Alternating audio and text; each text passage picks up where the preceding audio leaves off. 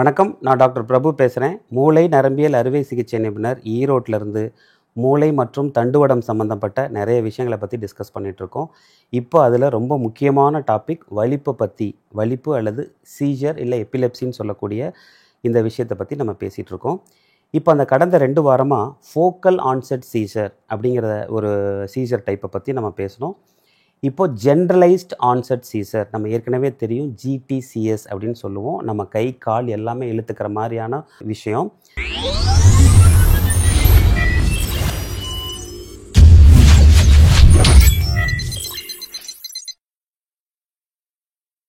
இதில் நான் ஏற்கனவே சொல்லியிருக்கேன், ஃபோக்கல் ஆகட்டும் ஜென்ரலைஸ்ட் ஆகட்டும், இதில் நம்ம 2 வகையாக பிரிப்போம். ஒன்று மோட்டார் ஆன்செட், இன்னொன்று நான் மோட்டார் ஆன்செட்னு சொல்லுவோம்.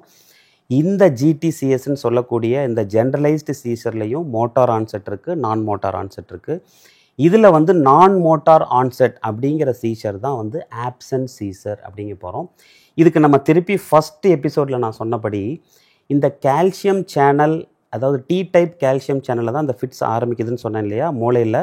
அதாவது எந்த ஒரு ஸ்டிமுலேஷனும் இல்லாமல் மூளையில் இருக்கக்கூடிய தலாமஸில் டி டைப் கால்சியம் சேனல் அப்நார்மலாக ஸ்டிமுலேட் ஆகிறனால வரக்கூடிய ஒரு விஷயந்தான் இந்த சீஜர்னு சொன்னோம். அந்த சீஜர் மூளையோட மேற்பகுதிக்கு பரவி அதுக்கப்புறம் அது கீழே ஒரு ஃபிட்ஸாக பரவி கை காலை இழுத்துக்குதுன்னு சொன்னேன் இல்லையா. இது இந்த ஆப்சன்ட் சீசரில் அந்த டி டைப் கால்சியம் சேனலில் அப்நார்மாலிட்டி மட்டும்தான் இருக்கும். இது அங்கேருந்து இது மேலே ஸ்ப்ரெட் ஆகாது. அதனால் இதில் அந்த மோட்டார் ஆன்செட்டுன்னு சொல்லக்கூடிய அந்த கை கால் இழுத்துக்கக்கூடிய விஷயம் நடக்காது. இந்த ஆப்சன்ட் சீசரில் பார்த்திங்கன்னா மோஸ்ட்லி இவங்க குழந்தைங்க, அதாவது 6 வயசுலேருந்து 10 வயசில் இருக்கக்கூடிய குழந்தைங்களுக்கு இந்த ஆப்சன்ட் சீசர் வர்றது ரொம்ப காமன். இது அந்த டி டைப் கால்சியம் சேனலில் இருக்கிற அப்நார்மாலிட்டினால் வரக்கூடியது. இது என்ன பண்ணுன்னா, இப்போ அந்த குழந்தை ஜென்ரலாக ஏதாவது ஒரு வேலை செஞ்சிட்ருக்குன்னா சடனாக ஒரு பிஹேவியரல் அரெஸ்ட், அதாவது அந்த பேஷண்ட் என்னென்னா ஏதாவது ஒன்று ஒர்க் பண்ணிகிட்டு இருப்பாங்க, சடனாக அப்படின்னு ஒரு ஃபியூ செகண்ட்ஸ் எந்த ஒரு இதுவும் பண்ணாமல் அப்படியே அரெஸ்ட் ஆகி நின்றுவாங்க. இதுதான் ஆப்சன்ஸ். பேர்லேயே இருக்குது பார்த்தீங்களா. இதில் மோட்டார் ஆக்டிவிட்டி இருக்காது. ஆப்சன்ஸ் இதில் எந்த ஒரு அசைவும் இருக்காது. அப்படியே ஸ்டேர் லுக், அப்படியே வெறிச்சு பார்ப்பாங்க கொஞ்ச நேரம், ஒரு ஃபியூ செகண்ட்ஸ் வெறிச்சு பார்த்துட்டு அப்புறம் அவங்க அடுத்த வேலையை செய்ய ஆரம்பிச்சிடுவாங்க. இந்த ஃபிட்ஸ் தான் ஆப்சன்ட் சீசர்ஸ்னு சொல்லக்கூடிய இந்த குழந்தைங்களுக்கு காமனாக வரக்கூடியது. பிஹேவியரல் அரெஸ்ட் இருக்கும். இந்த சீஜரில் பார்த்திங்கன்னா ஹைப்பர் வென்டிலேஷன், அதாவது அந்த பேஷண்ட்டை நீங்கள் இந்த ஃபிட்ஸ் வருதா இல்லையாங்கிறத கண்டுபிடிக்கிறதுக்கு அவங்கள மூச்சை வேகமாக விட சொல்லணும். அதாவது அவங்கள ஹைப்பர் வென்டிலேட் பண்ண சொன்னிங்கன்னா, அப்படின்னு மூச்சு வேகமாக விட சொன்னிங்கன்னா கொஞ்ச நேரத்தில் இந்த ஃபிட்ஸ் வர ஆரம்பிச்சிடும். இந்த fits it is stimulated by the hyperventilation. இதை ஈஸியாக கண்டுபிடிக்கலாம். இஇஜின்னு சொல்லக்கூடிய இந்த எலக்ட்ரோ என்கெஃபலோகிராமில் இது டிப்பிக்கலாக 3 ஹெட் ஸ்பைக்ஸ் அப்படிங்கிற மாதிரி ஒரு இது இருக்கும். இதை நம்ம ஈஸியாக வச்சு இதை கண்டுபிடிக்கலாம். அதே மாதிரி இதுக்கான மாத்திரையும் ஒரு செப்பரேட்டான இதுக்கு நம்ம மருத்துவ முறைகளை, எல்லாத்துக்கான மருத்துவ முறைகள் பார்க்கும்போது இதுக்கும் நம்ம மருத்துவ முறைகள் பார்க்கலாம். இது நான் மோட்டார் ஆன்செட் ஜென்ரலைஸ்ட் சீசர். இதே மாதிரியே ஜென்ரலைஸ்டு எபிலெப்சின்னு சொல்லக்கூடிய நிறைய வகைகள் இருக்குது. இதை பற்றி நம்ம ரொம்ப டீட்டெயிலாக பார்க்குறது உங்களுக்கு இது தேவை இருக்காது. இதில் நான் ரொம்ப முக்கியமாக சொல்ல வேண்டிய ஒரு விஷயம் என்னென்னா, மோட்டார் ஆன்செட், அதாவது இந்த ஜிடிசிஎஸில் மோட்டார் ஆன்செட்ஸ் வகைகள் நிறையா இருக்குது. அதாவது கைகால் இழுத்துக்கக்கூடிய வகைகள் நிறையா இருக்குது. அதை பற்றி நம்ம பார்க்கலாம். பட் அது out of scope for this discussion. So இன்னொரு முக்கியமான விஷயம் இந்த ஜென்ரலைஸ்டு சீசர் எப்பப்பெல்லாம் வரலாம் அப்படிங்கிறத நீங்கள் தெரிஞ்சுக்கணும். இந்த ஆப்சன்ட் சீசர்லேயே ஏடிபிக்கல் ஆப்சன்ஸ் அப்படின்னு சொல்லுவோம். அதாவது என்னென்னா, நான் ஆப்சன்ட் சீசர் சொன்ன பார்த்திங்கன்னா அந்த பிஹேவியரல் அரெஸ்ட் ஃபியூ செகண்ட்ஸ் அவங்க நார்மல் ஆகிடுவாங்க இல்லையா. பட் இந்த ஏடிபிக்கல் ஆப்சன்ஸில் பார்த்திங்கன்னா இந்த டியூரேஷன் ஆஃப் சீசரோட டைம் கொஞ்சம் அதிகமாக இருக்கும். ஃபியூ மினிட்ஸ் கூட இருக்கலாம்.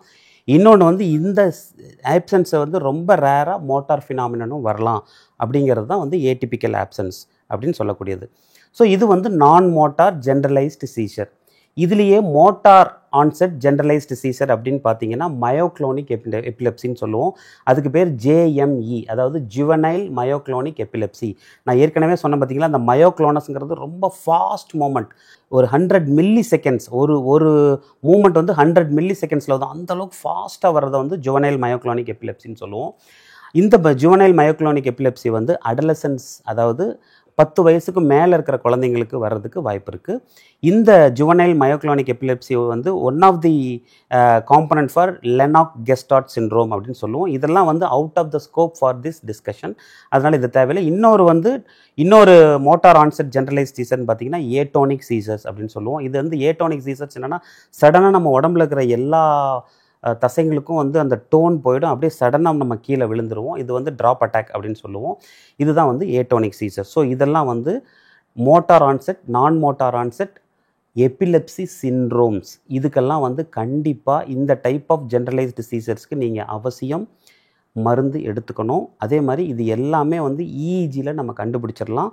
இது ஒவ்வொன்றுக்கும் வந்து இஇஜியில் ஒரு டிப்பிக்கல் பேட்டர்ன் இருக்கும். அந்த ஆப்சன்ஸுக்கு பார்த்திங்கன்னா 3 ஹெட்ஸ் ஸ்பைக் அப்படிங்கிற ஒரு இது இருக்கும். அதே மாதிரி இந்த மயோக்ளோனிக் சீசர் வந்து பாலி ஸ்பைக் அண்ட் வேவ்ஸ், இந்த மாதிரி நிறைய இஇஜியில் வந்து நம்ம ஈஸியாக இந்த ஃபிட்ஸ் எல்லாம் நம்ம கண்டுபிடிச்சிடலாம். இப்போ நம்ம பார்க்க போகிறது வந்து generalized tonic clonic seizures epilepsy syndrome இல்லை. அதாவது எப்பப்பெல்லாம் வந்து இந்த ஜிடிசிஎஸ் காமனாக வரலாம் அப்படிங்கிற விஷயத்தில் வந்து நீங்கள் இப்போ நான் வந்து ஒரு டாக்டர், நான் வந்து என்னோடய கேஷுவாலிட்டியில் இல்லை ஓபியில் உட்காந்துருக்கேன். இப்போ ஒரு பேஷண்ட் வந்து ஜிடிசிஎஸ்ன்னு சொல்லக்கூடிய இந்த ஜென்ரலைஸ்டு சீசரோட வர்றாங்க. அப்போ அவங்களுக்கு வந்து நான் எப்படி அவங்கள வந்து நான் அப்ரோச் பண்ணுறது அப்படின்னு பார்த்தா, நான் ஏற்கனவே சொன்னேன் இல்லையா, ஃபஸ்ட்டு வந்து அந்த பேஷண்ட்டுக்கு வந்திருக்கிறது உண்மையான சீசரா இல்லை சூடோ சீசரான்னு நம்ம பார்க்கணும். ரெண்டாவது அந்த பேஷண்ட்டுக்கு வந்திருக்க சீசர் டைப்பு, இது வந்து ஃபோக்கலாக இல்லை ஜென்ரலைஸ்டு ஜிடிசிஎஸ்ஸான்னு பார்க்கணும். இப்போ நம்ம ஜிடிசிஎஸ் தான் பார்க்க போகிறோம். ஸோ ஃபோக்கல் நம்ம ஆல்ரெடி பார்த்துட்டோம். இப்போ ஜிடிசிஎஸ்னால் இது வந்து ப்ரொபகேட்டிவ் ஃபேக்டர்ஸ் ஏதாவது இருக்கா அப்படிங்கிறத நம்ம பார்க்கணும். ப்ரொபகேட்டிவ் ஃபேக்டர்ஸ்னால் அந்த பேஷண்ட் வந்து வேறு ஏதாவது ஸ்லீப் டிப்ரிவேஷன், இல்லை அந்த பேஷண்ட் வந்து ஆல்கஹால், இல்லை வந்து அந்த பேஷண்ட் எதாவது ட்ரக் எஃபெக்டில் இருக்காங்களா அப்படிங்கிறத நம்ம கண்டிப்பாக பார்க்கணும். இது ரொம்ப ரொம்ப முக்கியம். ஏன்னா ஸ்லீப் டிப்ரிவேஷன்லேயும் வந்து சம்டைம்ஸ் வந்து சீசர் வந்து ட்ரிகர் ஆகலாம்.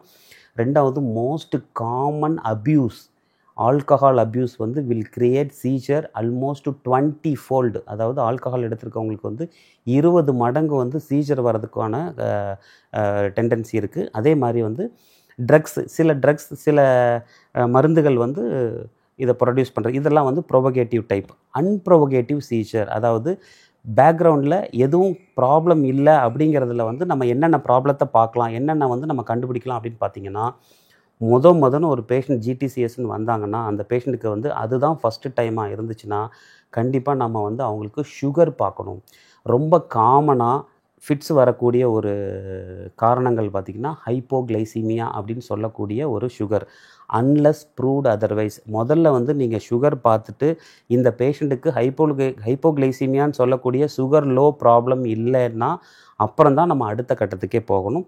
ரெண்டாவது வந்து மெட்டபாலிக் காசஸ், அதாவது என்னென்னா அந்த பேஷண்ட்டுக்கு வந்து உப்பு சத்து மாறி இருக்கான்னு பார்க்கணும். உப்பு சத்து மாறி இருக்கான்னா அந்த பேஷண்ட்டுக்கு வந்து மோஸ்ட் காமனாக ஹைப்போநாட்ரீமியான்னு சொல்லக்கூடிய உப்பு சத்து, அதாவது சோடியம் உப்பு சத்து கம்மியாக இருக்கான்னு பார்க்கணும். சில நேரம் சோடியம் உப்பு சத்து அதிகமாக இருந்தாலும் வந்து இந்த வலிப்பு வர்றதுக்கு வாய்ப்பு இருக்குது, பட் அது ரொம்ப ரேர். ரெண்டாவது ஹைப்போ கால்சியமியா, ஹைப்பர் பாஸ்பெட்டீமியா. மூணாவது வந்து ஹைப்போ மெக்னீசியமா. இந்த மாதிரி உடம்புல வந்து உப்பு சத்தோட மாறுதல்கள் இருந்துச்சுன்னா அந்த பேஷண்ட்டுக்கு வந்து ஃபிட்ஸ் வரலாம். ஸோ ஃபஸ்ட்டு சுகர் பார்க்கணும். அதுக்கடுத்து வந்து அந்த பேஷண்ட்டுக்கு வந்து உப்பு சத்துக்கள் கரெக்டாக இருக்கா அப்படின்னு பார்க்கணும். மூணாவது வந்து அந்த பேஷண்ட்டுக்கு வந்து செப்சிஸ் அப்படின்னு சொல்லக்கூடிய ஏதாவது இன்ஃபெக்ஷன் இல்லை அது ரிலேட்டடாக ப்ராப்ளம் இருக்கா அப்படின்னு பார்க்கணும். ஏன்னா செப்சிஸ் இருக்கக்கூடிய அந்த இன்ஃபெக்ஷன் இருக்கவங்களுக்கு ஈஸியாக அந்த செப்சிஸ் வந்து மூளைக்கு பரவுச்சுன்னா அவங்களுக்கு வந்து ஃபிட்ஸ் வரக்கூடிய வாய்ப்பு இருக்குது. அடுத்தது வந்து ஹெப்பாட்டிக், அதாவது ஹெப்பாட்டிக் என்கெஃபலோபதின்னு சொல்லக்கூடிய ஈரல் பாதிக்கக்கூடிய பிரச்சனை இருந்துச்சுன்னா அவங்களுக்கு ஃபிட்ஸ் வரக்கூடிய வாய்ப்பு இருக்குது.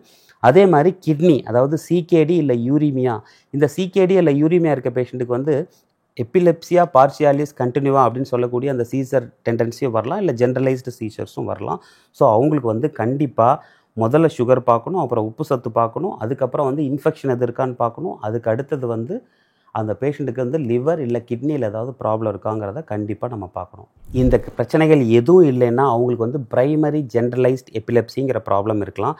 இப்போ இது வரைக்கும் நான் சொன்னதெல்லாம் மெடிக்கல் காஸ், அதாவது இதெல்லாம் வந்து நியூரலாஜிக்கல் காஸ் கிடையாது, மெடிக்கல் காஸ். இதெல்லாம் நம்ம ரோல் அவுட் பண்ணதுக்கப்புறம் தான் இந்த பிரைமரி ஜென்ரலைஸ்ட் எபிலெப்சிங்கிற இந்த நியூரலாஜிக்கல் ப்ராப்ளத்துக்கு நம்ம வருவோம்.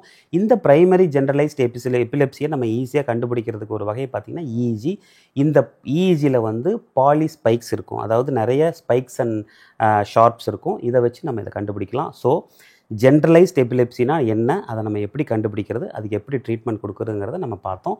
ஸோ இன்னமும் எபிலெப்சியை பற்றி நம்ம நிறைய பேச இருக்கோம். இதில் முக்கியமான விஷயம் ஸ்டேட்டஸ் எபிலெப்டிகஸ், அதாவது இந்த மெடிக்கல் எமர்ஜென்சி, அதாவது இந்த பேஷண்ட்டுக்கு வந்து கண்டினியூஸாக ஃபிட்ஸ் வந்துக்கிட்டே இருக்குது, அது எந்த மருந்து மாத்திரைக்கும் நிற்கல, தொடர்ந்து இருந்துக்கிட்டே இருக்குதுன்னா அதை நம்ம எப்படி சரி பண்ணுறங்கிறத நம்ம இனி வரும் வீடியோஸில் நம்ம ஒரு ப்ரீஃபாக நம்ம பார்த்துக்கலாம், நீங்கள் தெரிஞ்சுக்கிற அளவுக்கு. ஸோ தொடர்ந்து இணைந்திருங்கள். வலிப்பை பற்றி நம்ம இன்னும் நிறையா பார்க்கலாம். நன்றி, வணக்கம்.